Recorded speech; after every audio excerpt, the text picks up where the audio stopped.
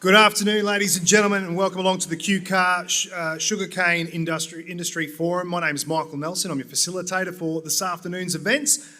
Before we get started, I just want to welcome our guest speakers and a few of our politicians that are in the room. Member for Burdekin Dale Last, Senator Susan McDonald, Federal Member for Dawson, Andrew Wilcox, ETU organisers Liam Sharkey, Director of Commercial Energy Estate Mark Richards, the AWU, and of course our Burdekin Council Mayor Perina Delacourt, Councillors Michael Denton, Amanda Hall, Cullen Orr and Fina Vasta, and also Deputy Mayor Max Musumisi as well. So welcome along, ladies and gentlemen. Just a quick little bit of housekeeping before we get into today's proceedings. For those that haven't been here to the Burdekin Theatre before, the toilets are back up the stairs, down into the foyer, and literally hooked to a hard turn on those stairs, and you'll find the ladies on the left-hand side and the gentlemen on the right. For those that are smokers, we'll be asked to head quite out into the forecourt area out there, and you'll be able to smoke out there as well. Throughout the day, don't feel that you have to wait. There's not a huge amount of breaks. So if you do need to excuse yourself from the room, please do so fairly quickly and quietly, not to disturb others in the room. If we can ask for mobile phones to probably be put on silent, I understand that life does go on. So if you do need to take a call, if you could take that outside, would be greatly appreciated as well. Now, ladies and gentlemen, the purpose for this forum aims to unite stakeholders to address critical challenges in the sugarcane industry, develop collaborative solutions and explore opportunities for renewable energy and future sustainability. What we hope to achieve from today is to develop an action plan to navigate current challenges and secure a sustainable future for the industry. Now, the process will be quite a simple process. It will be a series of 5-minute presentations. We'll also be going through the results from the QCAR's recent survey, the future for sugarcane by Energy Estate, and we'll also be having 2 panels with question and answer, including the unions, and then also with Energy Estate. And then to finish off this afternoon's events, we'll be going through an action plan that we can work together to take forward from here. Just keep in mind that this is just a forum to voice our concerns, but to keep our emotions, I know it's easy for me to say, but to keep our emotions in check. And if you do have a point to raise, please feel free to raise those points. But also, if you have a solution for that or a potential solution for that, to please bring that forward as well. Now, ladies and gentlemen, I'm not going to sit here and talk to you all day. I'm going to bring up our first speaker to talk to you today. So I'd like to welcome to the microphone Christian Lago, the QCAR Chair and also a cane producer, ladies and gentlemen.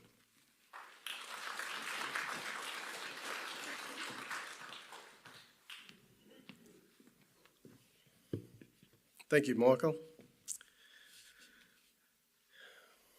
Welcome, special guests, industry representatives, farmers, contractors, and the wider industry community. Thank you all for your attendance today for the QCAR Sugar Industry Forum. With sugar at a historically high price, you would think the industry would be riding high and communities would be benefiting from the extra cash flow generated by both millers and growers. Sadly, this is far from reality. There is a real sense of uncertainty with a lot of anger and anxiety festering within our regional communities. Employees are fed up with extended season lengths and conditions that are out of their control. Mossman Mill has been forced to close its gates, and the community is still unsure if there will be a sugar industry going forward in Mossman for the 2025 season. Lack of government policy and vision has failed this small community, with funding coming too late and investors not having the confidence to proceed with biofuels, other renewables without offtake agreements. In many other areas, the preparedness, reliability and availability of Australian sugar mills has not improved over recent years. The advantage of fine weather and optimal harvesting conditions has been lost due to industrial action and mill preparedness. Contrary to what the milling sector would have you believe, mill availability to date has been unacceptable in some regions. Consequently, the harvest season has been pushed back towards the wet season, which places unreasonable and often unworkable pressures on growers, harvesting contractors, and mills to do the impossible. Again, we are already staring down the barrel of leaving cane in the paddocks and another below average yield for the 2025 season as a direct result of lost time. Season length is crucial in determining potential crop yield, and it is one of the many factors that we have some sort of control. Yet, as much as we harp on about it and have the data to support our argument, it seems to fall on deaf ears. This continued disregard for the data is not only hurting farmers' profitability, but hurting the profitability of the industry. The lack of trained employees is leading to delays with bin deliveries and the ability to keep mills crushing at optimal capacity. For mills to knowingly transfer costs onto contractors and growers with the sentiment that they are doing all they can and others will just have to accept it is completely unacceptable and lacks accountability. This attitude only breeds anger and frustration amongst the agricultural sector, which is also facing many of the same challenges as the mills with skilled employees. This is a universal problem in agriculture, and we really need to be sitting down with government and putting more measures in place to fill the void in the future.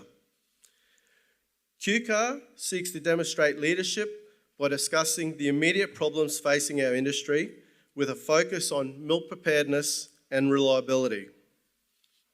So where do we go from here?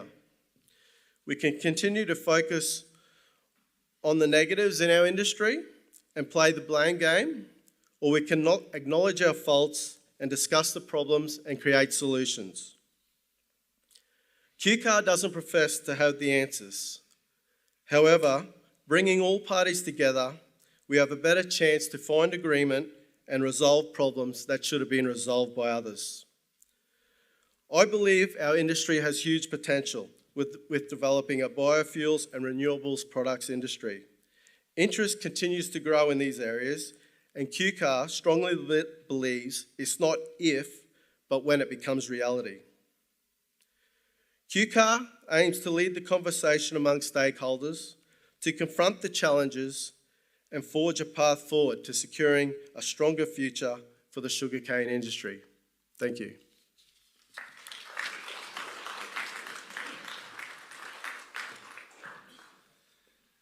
Thank you, Christian.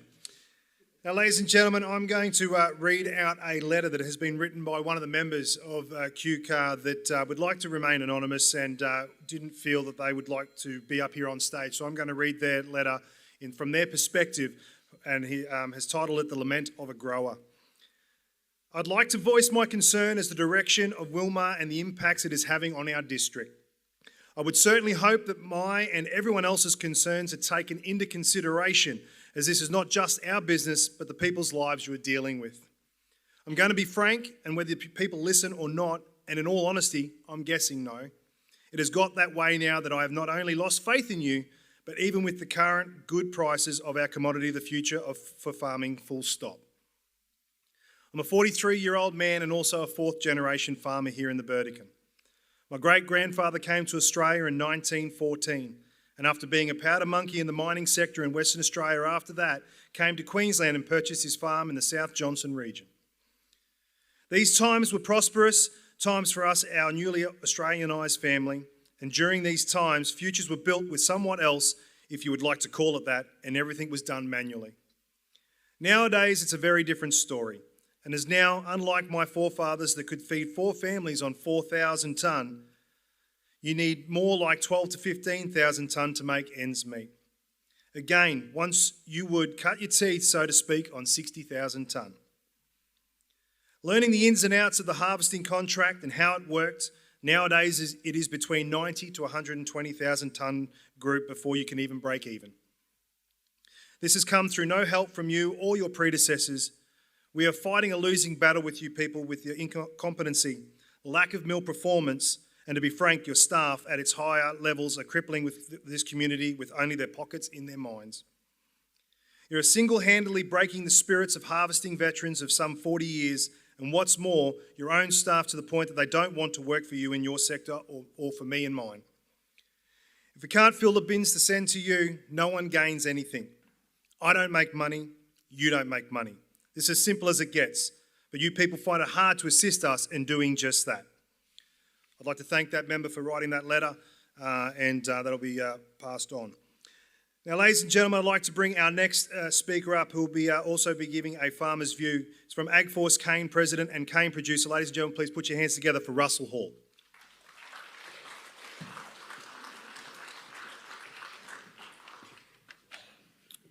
Good afternoon and welcome. Thank you for the effort of everyone turning up today. I know it's busy times and it's hard times. I'm not going to stand here and tell you that I have all the answers on how to fix this great industry. But one thing I do know, that it is broken. And it's broken all the way from Mossman down to the northern New South Wales. It doesn't matter what area you look at, which milling company is involved, there are significant problems through the whole industry. Whether it's milling performance, labour shortage, reef regulations, government shackles, there always seems to be something holding us back. When I sit and observe the industry as a whole, it's plain and simple to see that the only sectors that have evolved and changed are farming and harvesting. In doing this, we have spent a large amount of money on capital and new machinery and technology, spent money and time on maintenance and paid good remuneration for skilled and experienced workers to operate that machinery. This is how most farmers and contractors have evolved over the last 40 years. How one person who used to run 3,000 or 4,000 tonne now, back in the 80s, is now running 20 to 30,000 tonne on their own. How a contractor used to cut 20,000 tonne in a group has to now cut 100,000 plus tonne to keep up with demand. And I look at the rest of the industry and I say, why? The mills in a lot of regions haven't increased their weekly throughput from the days of a 5-day crushing to a 7-day crushing that we know now. Organisations that growers pay compulsory levies into that keep producing stagnant cane varieties that don't give us any better yields or any better CCS, and we are forced to fund these organisations. Our crushing seasons are slowly getting longer, and our season average CCS for some reason is getting lower. And I'm really concerned that no one is listening how to fix these problems. It is very disappointing when most millers don't even want to engage with growers on what their concerns are, let alone how to resolve them. Most millers have a 10-year business plan that doesn't even include growers or contractors, which should send a loud message to the people in this room. I'm not sure if most of you are aware, but it costs growers and contractors across this whole industry over $1 billion to put that cane, to grow that cane and put it on the line. And it would be very interested to know what the milling industry spends or what they actually need to spend to have the capacity to crush our crop in a timely manner. So, in my opinion, where do we begin? 1, unlocking the potential for new ventures that come into this industry and give us an alternative to crystal. 2, government assistance in stopping monopoly companies controlling where and how we sell our cane, in which Canberra is starting to listen to, as they've done with the big major food retailers. These companies oppose healthy competition, leaving us with no choice.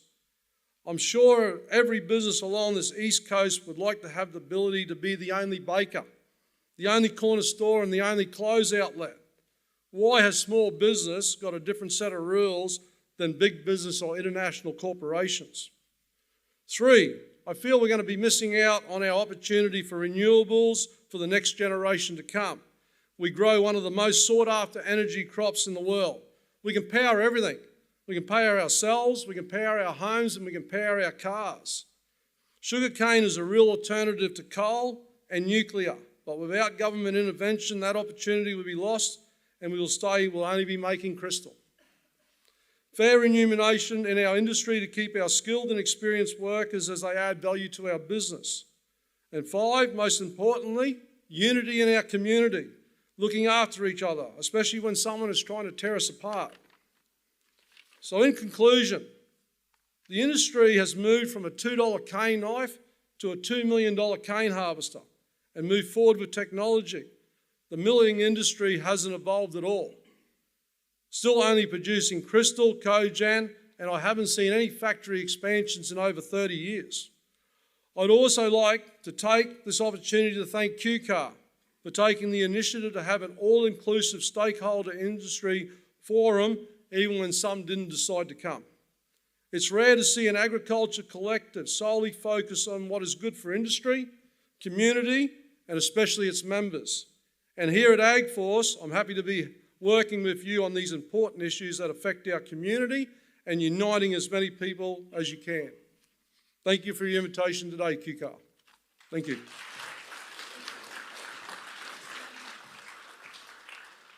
Thank you very much, Russell.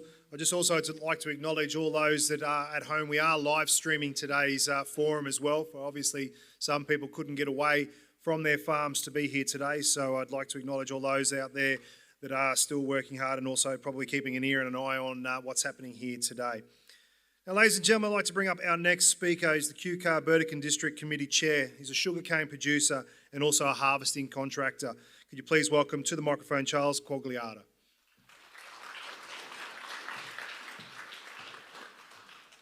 Hi, for those of you who don't know me, my name is Charles Quagliata.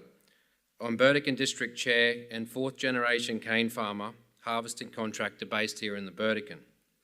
My family have been involved in the sugar industry for almost 100 years.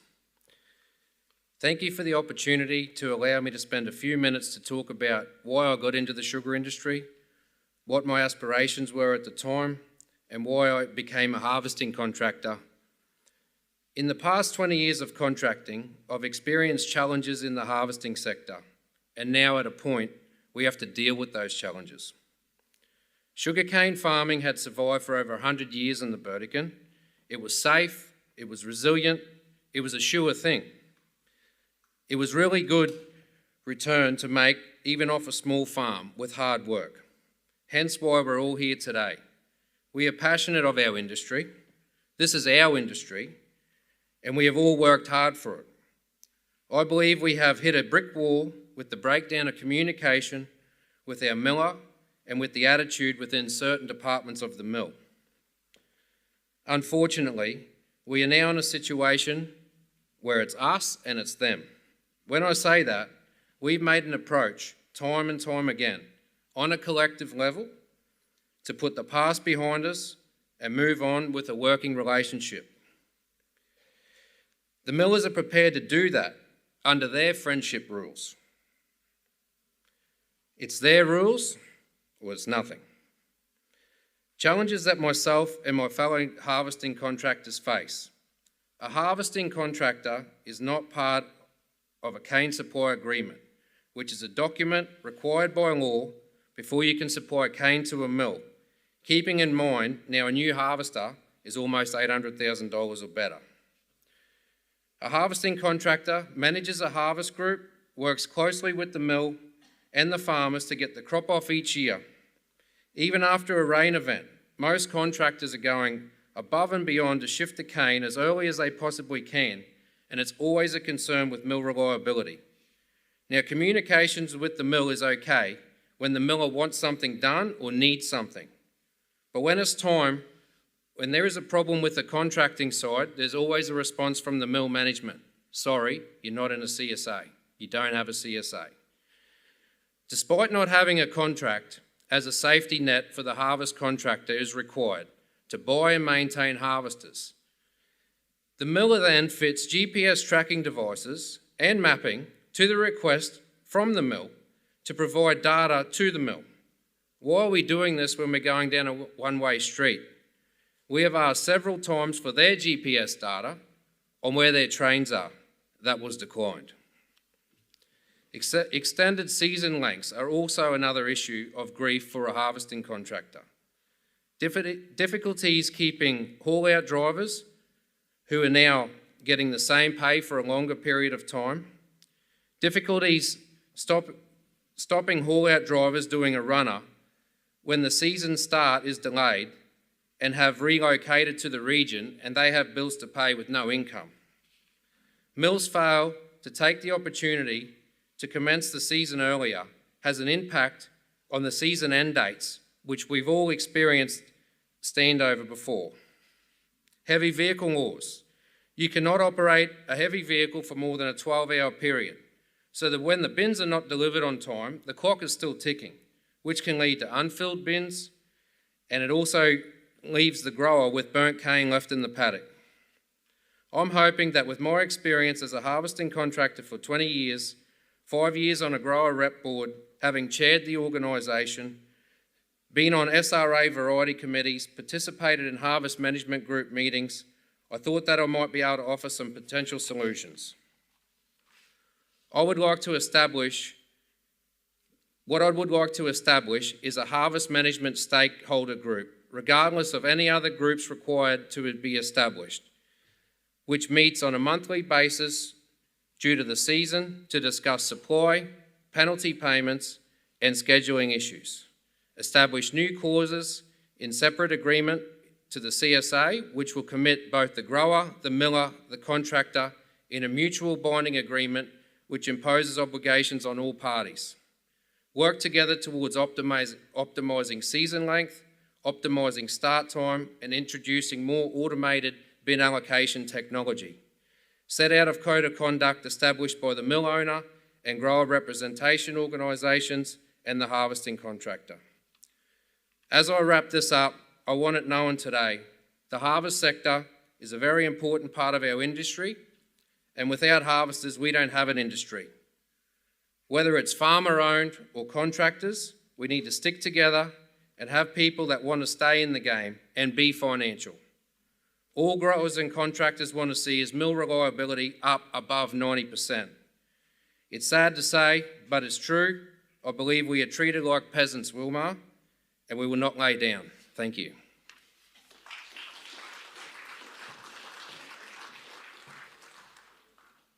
Thank you, Charles. Now, ladies and gentlemen, just before we move on to our next speaker, I'm just going to quickly touch on an overview of the Central District's area as well, as our next speaker comes from that area. Now, in the absence of the Central District Chairman, Chris Punzel, I would like to present an overview of the issues of this region on behalf of the Central District Committee. Now, the Central District, just to the south of us, comprises the cane growing districts of Proserpine, Plain Creek and Mackay. There are 5 mills in this region, with 3 owned by Nordzucker and the other 2 owned by Wilmar Sugar. It is fair to say that many of the issues faced by our growers in the Central District are not dissimilar to every other cane growing region in Australia, and you've already heard about many of these today. On a far too regular basis and over many seasons, all growers are being adversely impacted by increasingly longer seasons with later starts and later finishing dates, caused by consistent breakdowns not only at the start of each season, but all the way through. Take the lack of preparedness of the mills and add wetter than average rainfall, and we've had in recent years, and the impact is disastrous. The increased costs and the production loss for growers is unsustainable. This impacts adversely on the growers and their financial and mental well-being. The flow-on effect of longer harvest seasons is the shorter maintenance periods when the miller can and should be preparing the factories for the following cane harvest. This is not working, and this season alone is proof of that. Enough is enough, and we add our voice to yours in saying this is unacceptable. While in Proserpine, Plain Creek and Mackay, there are no doubt mirror images of most of the key issues, but for Mackay Sugar this year is the Marion Mill. There is no other way to describe the start of the 2024 crushing season in Mackay as anything other than disastrous, with poor milling performances and wet weather resulting in around about just 15% of the cane estimate processed to date. The start-up was what we call typical. Mackay Sugar advised the start-up date from the 28th of May to the 13th of June for the 3 mills. This was pushed out to the 19th, and then rain delayed the crush by 3 days. All 3 mills had significant breakdowns after starting. Marion did not come online with 2 trains until after the rain, but that did not last long as it had a series of significant issues since. These culminated issues have resulted in huge harvesting equity disparities between the milling areas of up to 15% of harvesting groups. Mackay Sugar have advised that they are doing the best they can to accommodate the issue by expanding mill boundaries, but they say they are limited by transport costs and insufficient bin numbers. Perhaps their strategy not to replace or repair any bins for the foreseeable future does now not seem like such a good idea. There are still growers in the Marion district as of the 19th of July that have not cut any cane. Growers across the 3 districts are already planning for standover again for the 3rd consecutive year. In the current economic climate, this is causing a lot of distress. In the field, this presents growers with timing constraints for optimal planting, growing and harvesting with the constant disruptions. Bin deliveries are unreliable and allotments ever-changing, increasing the cost for growers through increased wages, with workers asked to wait for hours waiting for the bins. This has also made it difficult to retain workers as they soon get sick of standing around doing nothing. Productivity losses resulting from these key issues are taking a concerning toll on the viability of many farming operations, and standover has now become more of an expectation than a possibility. A telling fact is that growers are already considering what they will stand over to the 2025 season, and inquiries are being made of productivity boards about which standover varieties they should plant. This has not happened in the Central District before, and there has in the past been little research needed in the area until now. This industry is fast losing any confidence in a brighter future, and we applaud QCAR for dragging these issues back into the spotlight where it should be. We've also seen the implementation of proposal of various rationalisation strategies across the cane supply and transport systems and harvesting sector that do not consider the implications to the supplier. We've heard recently from growers who have harvested their own cane that they are being treated differently to the bigger harvesting group, they already have difficult conditions. They can't plan, they don't know when they need workers in advance, with the bin allotments in a shambles. The ability for the smaller operators to buffer a resulting increase in costs are slim indeed. Without change, we will lose these growers from the industry, and there is no certainty any change of the hands will see the land remain under cane. The impacts of productivity with the increasing challenges of planting, returning and growing cane in the optimal time frame is resulting in increasingly smaller return on the same investment made to grow the crop. It is not just growers affected by the unacceptable situation, it's the mill workers, the field workers, the loco drivers, harvesting contractors and farming families. It affects income, productivity, CCS and insecurity for the industry's workforce, and the list goes on. When our mills are not ready and unreliable, when our systems are not efficient and our season length is extended year after year, the financial and mental health costs are enormous. While we acknowledge some trusted relationships exist between growers, representative bodies and mill workers, there are many, if not more, that are unsatisfactory, building resentment and frustration with poor communication often behind this. This all results in a growing lack of confidence in a stronger future for our industry. In every milling area in the Central District, poor communication is a common complaint. We keep hearing that the relationship between growers and millers is symbiotic, and with each requiring the other to exist. However, growers are often left reeling by the lack of respect in that relationship. In the Central District, our Wilmar mill suppliers are experiencing the same problems as most others across the state, with rationalisation, poor factory performance, longer than average harvest seasons, short maintenance periods and unpreparedness for the start of each new crushing season, and again, lack of communication. Some of the key issues across the Central District include declining mill availability, recurring breakdowns due to the unpreparedness of factories for next season, the impacts to productivity and grower economic losses, increasing numbers of rakes being processed over 24 hours, over 48 hours and longer, inferior bin allotments, allocation scheduling, rationalisation of cane supply and transport systems, sidings, declining grower and miller relationships, lack of experienced supervisors and skilled labour, industrial action, retention of workers and downtime and costs to growers, communication inside the mills and to the growers. In closing, we state again that the level of fatigue, mental health issues caused by the decline in the milling operations and dysfunctional factories must not be ignored. It is difficult to remain optimistic and confident for a brighter future for the sugar industry and all growers, and I hope we can forge a path together to change this. Without change, growers have expressed their concerns to the QCAR Central District Committee that if something is not done soon, we will see further contraction of our land under cane, and that is not something growers or millers want to see. Ladies and gentlemen, thank you for taking the time to listen to the Central District's area there. I'd now like to welcome to the microphone Craig Emmerson, who's a Proserpine cane producer and contractor. Hi, I'm Craig Emmerson, fifth generation cane farm from Proserpine, second generation contractor, employing up to 18 people in season. As a young fella, I did a trade as a fitter and went out the mines, but I came back into the sugar industry with my family for the lifestyle that was profitable and prosperous. That is slowly being taken away from us, I feel, at the moment, and with long seasons, smaller crops, it is getting very disheartening to stay and keep people interested in this industry. I'd like to build something for my children to keep going through, but I don't know where this is going at the moment. I think there's the same issues across all areas with millers having trouble processing the cane at a reasonable time so we can get ready for next year's crop. I think we have this problem across all sectors, and I think the industry needs to unite as millers, growers and contractors to work through these problems and fix it so we can build a better future for our children. Thanks for your time.